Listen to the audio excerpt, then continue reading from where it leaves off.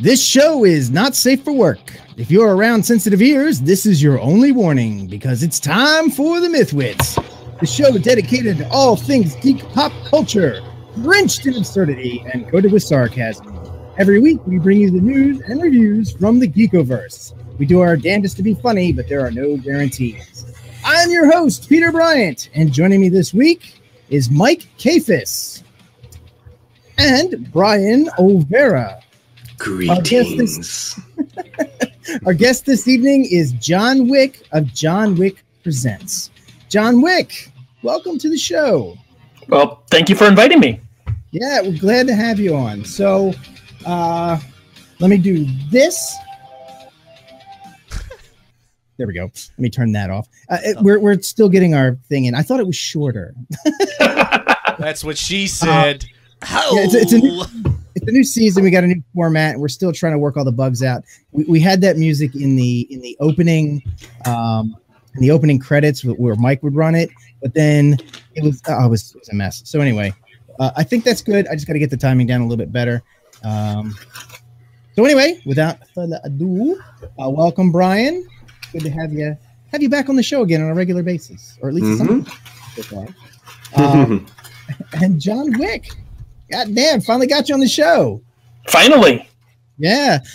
We had John on A Cube of Death, and he did quite well, as a matter of fact. I did. That show was actually up. If anyone doesn't know, I was working. Is this where we drink, Mike? Because I was talking about another podcast I was working on here for the TSR Podcast Network.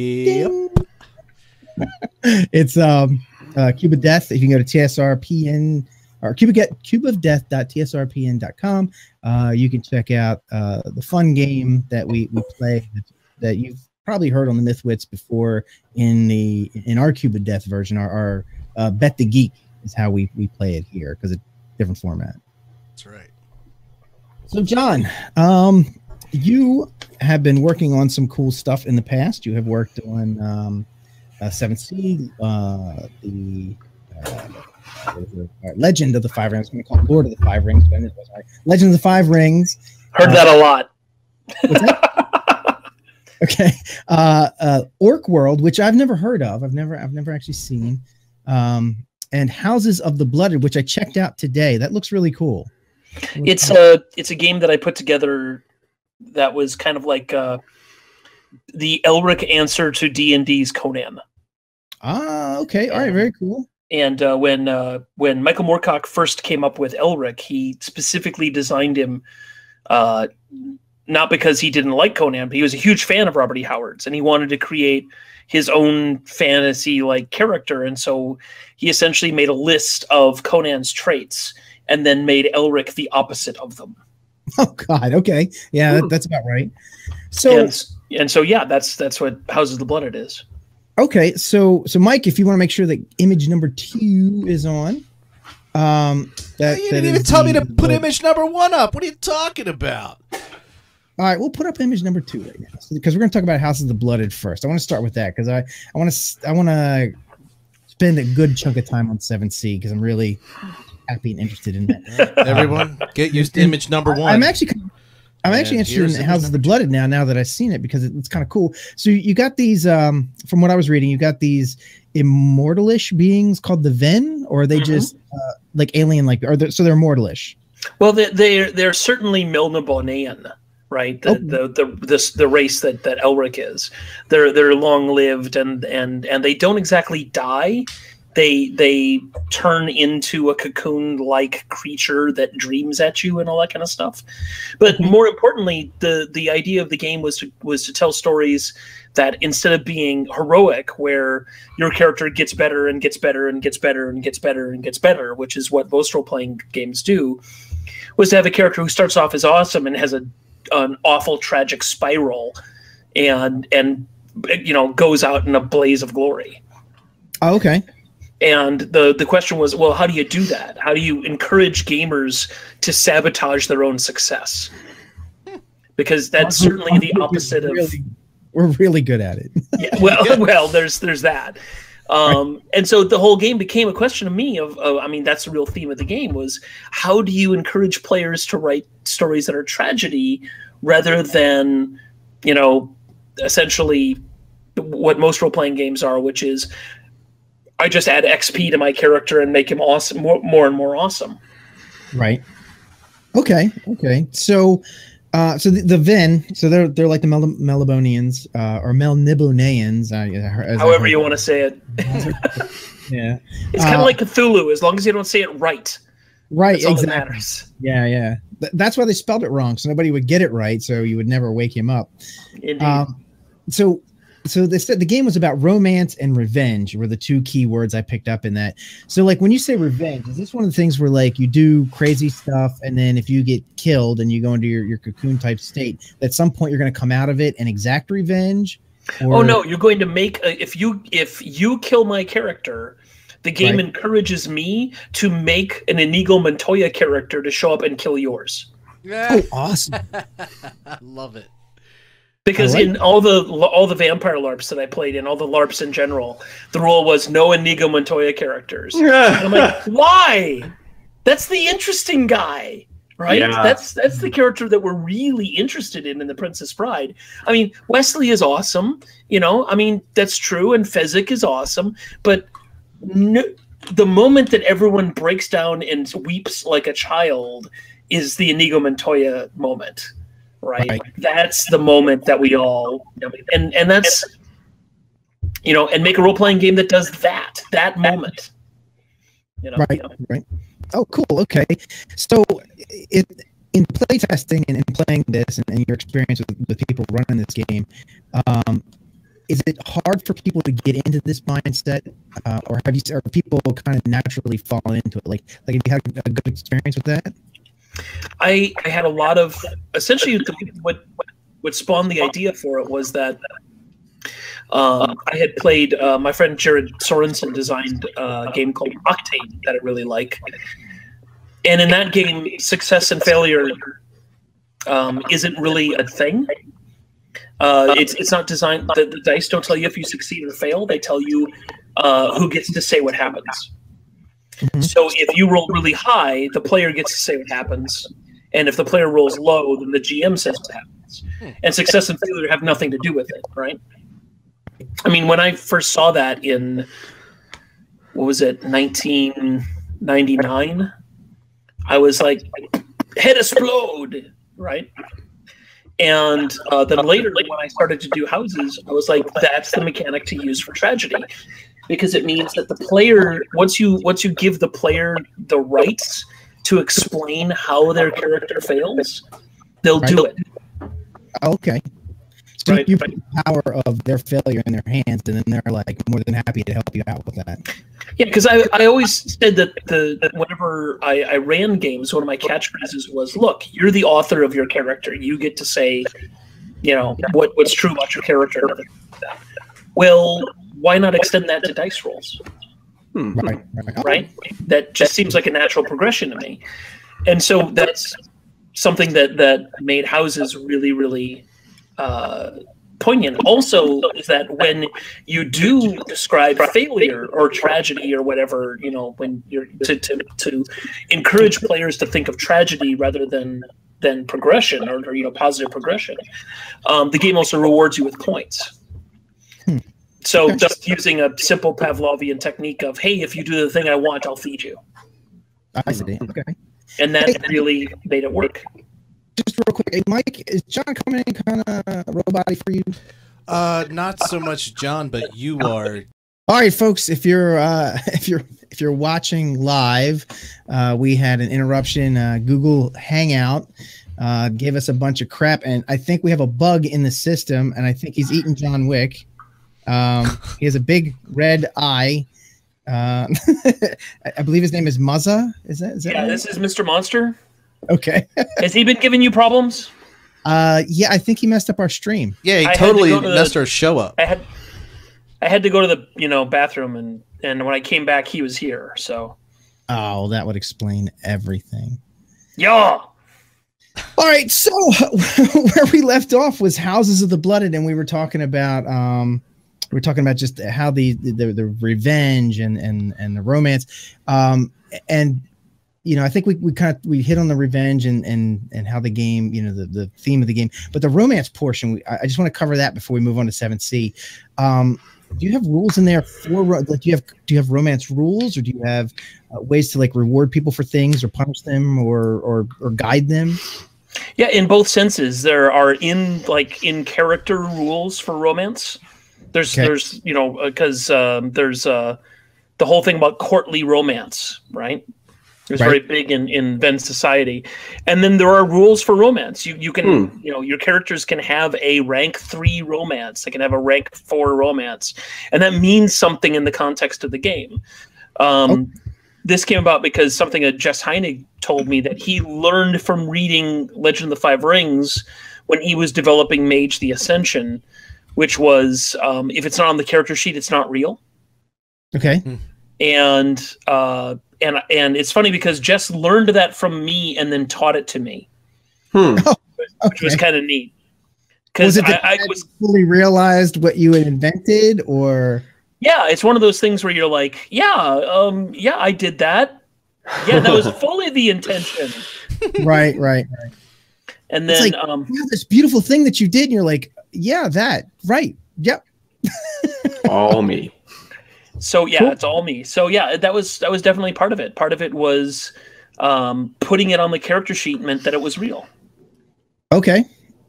So did people? So do you encourage people just to, like, when they're making up their character, they can write certain things down? Is it kind of, as long as it's reasonable? Well, yeah. I mean, you are the author of your character, right? Yes. So why not write it down? It's a lot of. There is something to say about game balance in that you don't want a mechanic that's going to completely derail the conversation of the game. Right. But the fact of the matter is that game balance rests in the GM's hands. It just does. I mean, as a GM, I can say, we're playing along and say, well, you know what, a big meteor falls on all your characters and you die. Sure. There is no point at which your characters are safe from the GM. No point. Zero. Zilch. Yeah. Nothing can protect you from the GM. And games that come up with, game balance to make sure that the players are protected from the GM. I mean, if you look at some games, they have super redundant systems that protect you from the GM, right? Right. And it's like, why is that even there? The GM can kill you at will at any point. That's almost his job sometimes. Yeah, it's his job sometimes. So anyway, a lot of it came down to, if someone wants to put it on their character sheet, let them put it on their character sheet. Is it reasonable? Should this character put this on? Yeah, is it reasonable for this character to have this on their character sheet? If the answer is yes, then they should. Okay, that makes sense. And also, it's kind of like, there's always are you sure you want to write that on your character sheet? Yeah, and then there's the cost of writing it down on your character sheet. Right. The cost. All right, so hold on. I just got the show back on the website again, and everything's good, so we're good to go. All right, so awesome. This sounds like a fun game. So, they can find that. Can they find that at John Wick Presents? Is that where they would find that game? Yeah, johnwickpresents.com. If you go to the store, you can get the PDF of Houses of the Blooded.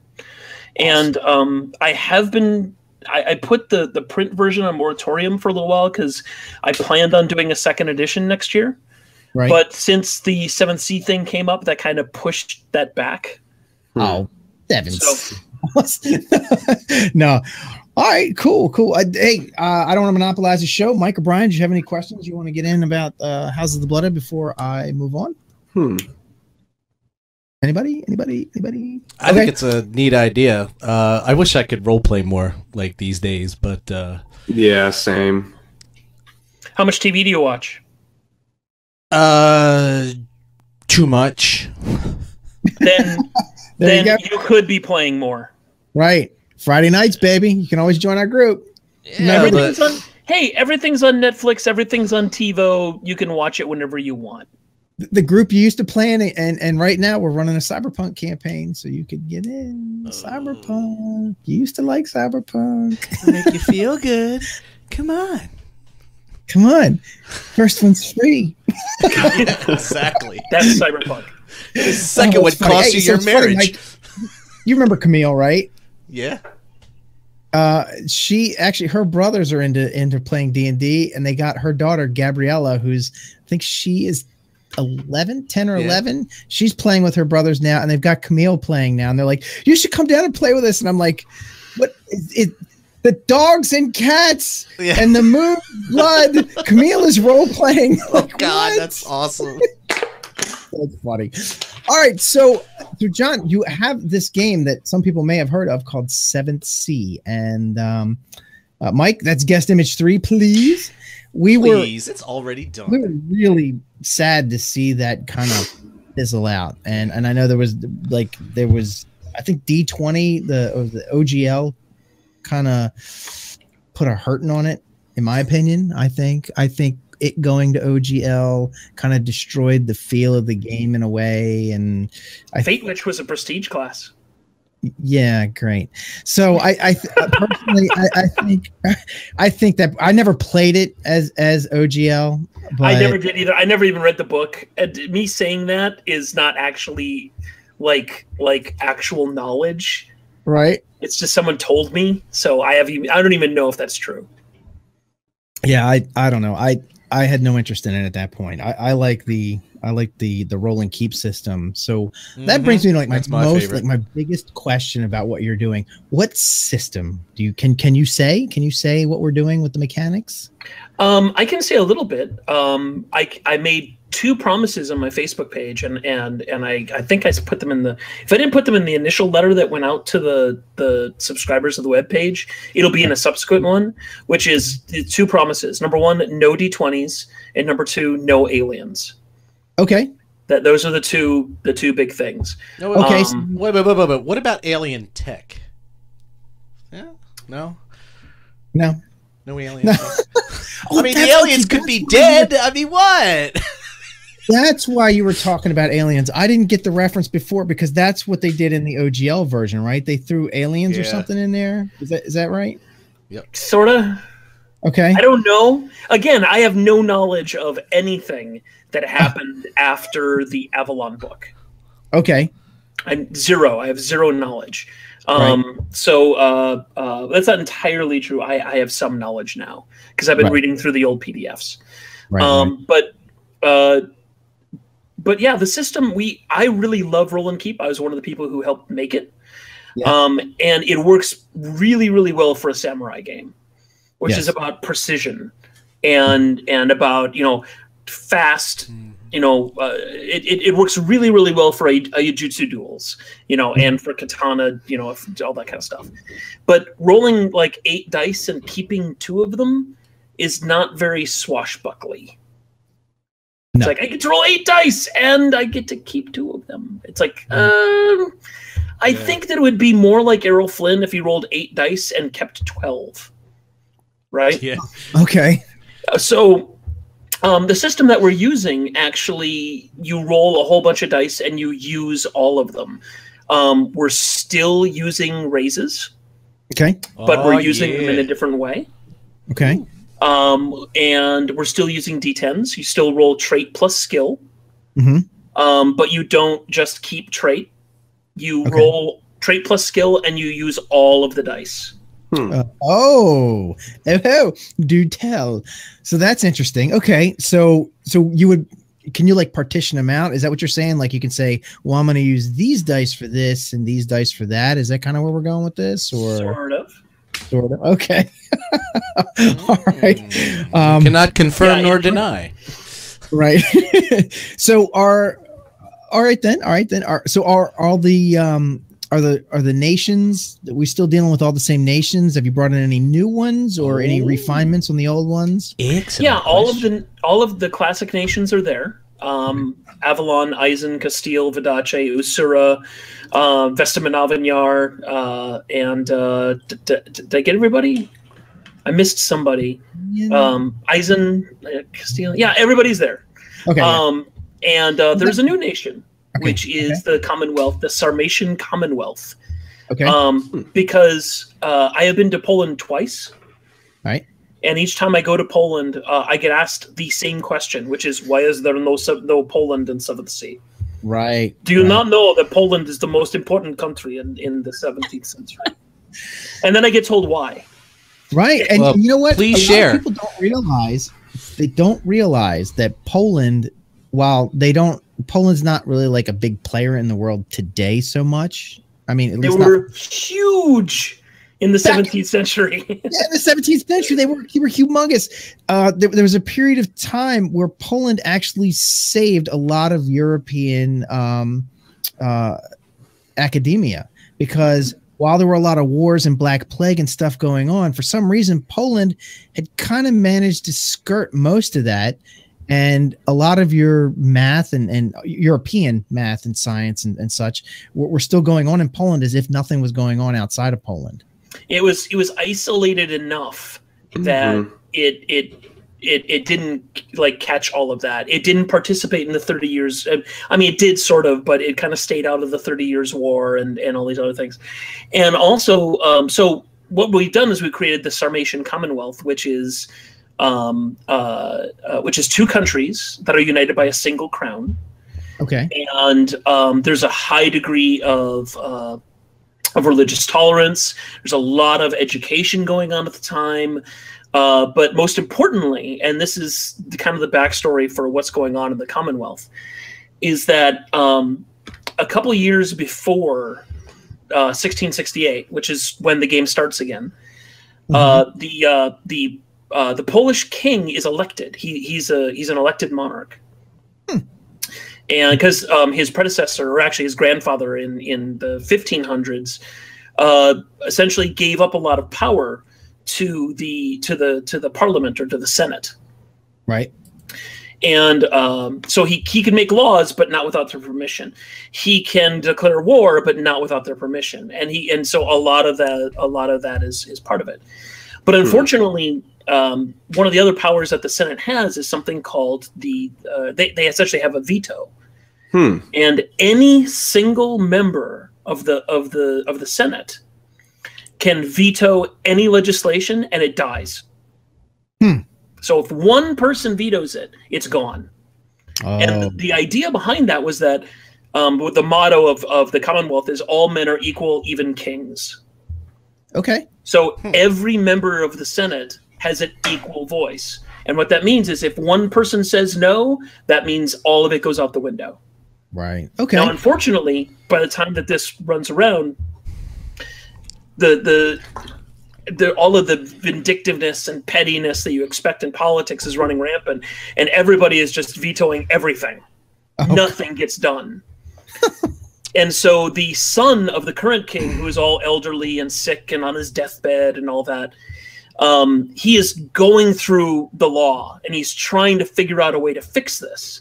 Because it can't work. The Commonwealth is literally falling apart because nobody can get anything done. And he stumbles on this obscure law that the Senate can't veto. That the king has one power that the parliament can't veto. So they usher in the king on his deathbed, people carrying the bed into the Senate. And he makes one proclamation. And the king's proclamations take 30 days to enact. So he says it on the 1st, and then on the 31st, it becomes law. And he died. No. And it's the one thing that the Senate can't veto, and that is he can make new nobles. He can grant noble title. So he can make you a baron, right? And the thing about the Senate is that the Senate is the 16 most powerful members of the nobility, right? Yeah. So anybody who is noble can vote in the Senate. That's the rule. Right. So the king's last proclamation before he dies is every single citizen in the kingdom is a baron. Oh, nice. Damn. And democracy. He creates democracy. And and the prince says, okay, you now have 30 days to get rid of the veto. Because once the king's proclamation becomes law, right? Anyone, a farmer, can walk into this building and veto anything. I see. Okay, so he's holding them. Basically, he's ransoming them, blackmailing. Yes. So say we all. Yeah, you have 30 days to vote to get rid of your veto. Nice. I like that. Which they do. And so however the king's proclamation goes through, and now every single citizen in the Commonwealth can walk into the Senate and vote. Nice. Oh, that's cool. So that's the tipping point. That's the start. It gives you a taste of what the Commonwealth is like. Nice. So, all right. So, just real quick, the for anyone who isn't familiar with 7th Sea, because we probably should have started that out. 7th Sea is a swashbuckling game that is a 17th century era style game. It's not Earth, so it's not our 17th century, but it's analogous to 17th century It's Europe. inspired by 17th century Europe. There you go. That's a good word. And you have countries like Eisen, which is, for all intents and it's not the same as Germany, but it's German-ish. It's German-like. And that's one of the things we're going for with the second edition, is that the countries are less historically bound to their counterparts and more inspired by their counterparts. Got it. Okay, cool. Very cool. Very cool. Okay. So do we have so we're still going to have like sword schools, or are they is modifications being done to them? Are they pretty much the same, or? Yeah, there's a to fit the new system, there is a new dueling mechanic. Okay. That is much simpler and faster. Okay. But you and the other thing that we're doing that I'm really, really excited about is that we're kind of changing how the old skill knack system worked. Right. Okay. Good. Good. And so now what you have instead of like skills and knacks is you have backgrounds. Because one of the things that I wanted out of the game originally was someone to say, "I am a gentleman scholar. Okay. I am a blacksmith pirate." I have these titles because of who I was. And so those are your backgrounds. So now when you have a background, it's on your character sheet, and it gives you things that you add to your character sheet. So making a character now is really fast. It takes about 5 minutes to make a character. Okay, so instead of like trying to get skills to make yourself a certain thing, you say, look, I was a blacksmith, became a swordsman, kind of like Will Turner, right? I was a blacksmith. Exactly like Will Turner. Right. And then you would get the stuff that would make you that. Yeah, so what happens is you get the blacksmith background, and that gives you a certain number of skills, and it also gives you a certain number of advantages. Okay. So your advantages come with your background. So you write down your skills, and then you write down your backgrounds, and then you go, and I'm a swordsman. And your swordsman gives you skills, and if the skills, and you get a free rank in all of your skills. Right. So if your skills duplicate, like if, for example, you have, if you have a craft skill in one background, you have a craft skill in another background, that gives you 2 ranks in it to start. Nice. Right? Okay. And then you list all your backgrounds. Right. Sorcery are all your advantages. The sorceries are now advantages. Okay. Okay, I like that. So what that means is if you buy the Fate Witch background, you get sorcery. Oh. You get the sorcery. Okay. This is going a little deep for, people who aren't familiar with the game, but right. That's cool. So all right, so excellent. So 7th Sea sounds like it's everything we're kind of hoping, like a new version would be. I don't want to pin you down to a timeline because I know these things take as long as they take, but do you have an idea? Do you have like somewhere on the target board?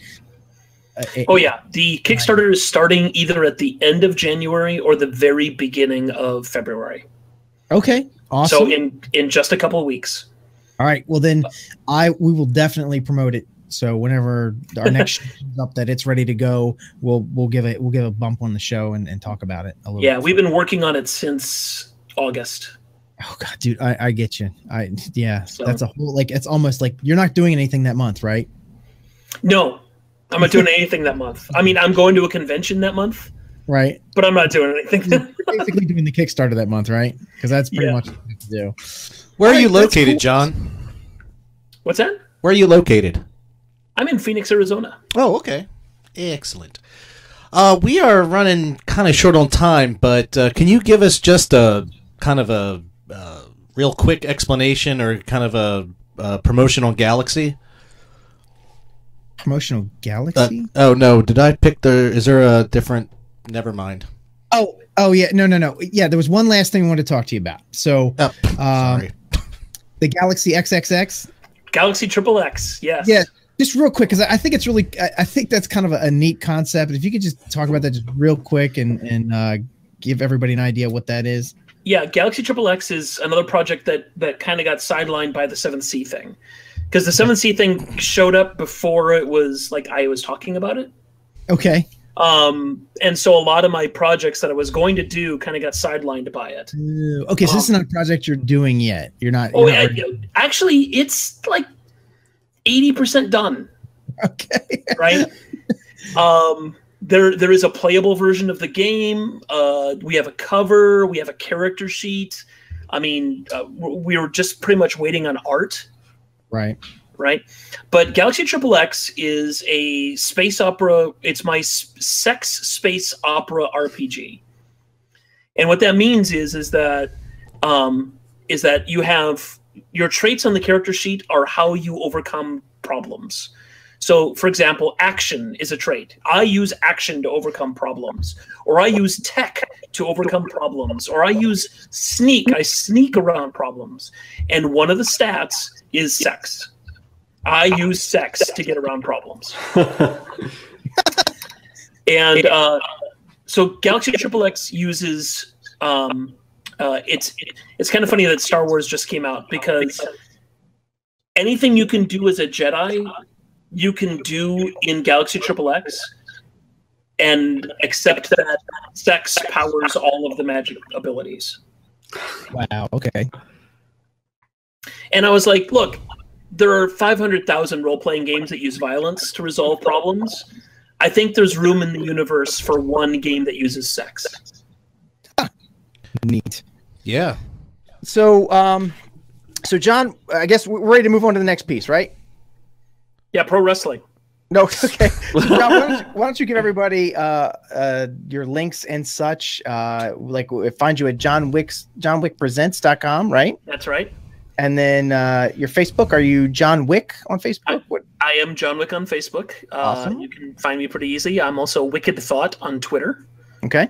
And that's all the social media I have. Oh, and I'm on G Plus too. I'm like John J Wick on G Plus or something like that. Yeah, and if you go to my YouTube channel, which is Lord Strange or John Wick Presents, you can see Mr. Monster doing interviews with some famous game designers. Oh, sweet. Okay. All right. Absolutely. All right. So, and I already have it in the links. So, so John's YouTube thing is down. His link is right down below us. It's down here. It's right down here. Right here. All right. So, Mike, anytime you're ready, John. Thanks for coming on the show. You're very welcome. Sorry for all the technical issues. I don't know what the hell. I don't know. Maybe I need to buy a new computer. It's got more juice. I don't know. I blame him. Okay, could be very much could be. No, but we very much appreciate it. It's him, Mike. It's his fault. It's him? Right there. It's his fault. Okay, right there. Look up. Look up.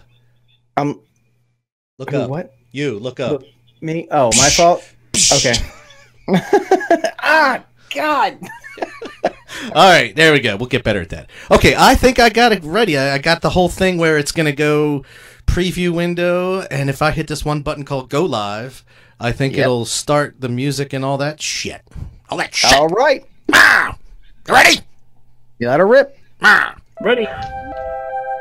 You just enjoyed another awesome episode of the MythWits. Well, here and there, because it was there, and then it wasn't. We're everywhere. And then it was again. A special thanks goes out to our guest, John Wick, for being so patient with our technical issues. Make sure to check out his games at johnwickpresents.com. Join us for a live broadcast every week, Mondays at 9:30 p.m. to see the shit show that this thing becomes.